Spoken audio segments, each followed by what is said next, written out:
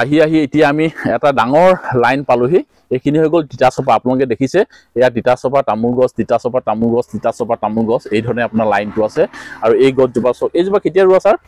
এইজোপা 7 বছৰমান হ'ল 7 বছৰ হৈ গ'ল চক যেহেতু ছাৰে কৈছে যে 12-15 বছৰত এজোপা গছ মেচিউৰিটি হৈ যায় এয়া ধৰক 7 বছৰ হৈ গ'ল মানে আধা হৈ গ'ল আৰু আধাত মানে আৰু 6-7 বছৰত এইজোপা একদম ডাঙৰ হৈ যাব এই কেইফুটমান হৈ যাব ছাৰ গোলাইটো এইজোপা মই ভাবো তিতাচপাটো অকমান সময় লয় হয় 15-20 বছৰতো ডাঙৰ হৈ যাব ন মানে 6 ফুট গাঁত আহি যাব 6 ফুট আহি যাব আৰু এই 15-20 বছৰত এইজোপা বিক্ৰী কৰিব পৰা ব্যৱস্থা হৈ যাব আৰামত আৰু এইজোপাত মানে মোটামুটি কেই লাখ মান আহি যাব ছাৰ অনুমানিক ইয়াত যদি 170 মান ওলাই তেনেহলে আৰু 5 লাখ টকা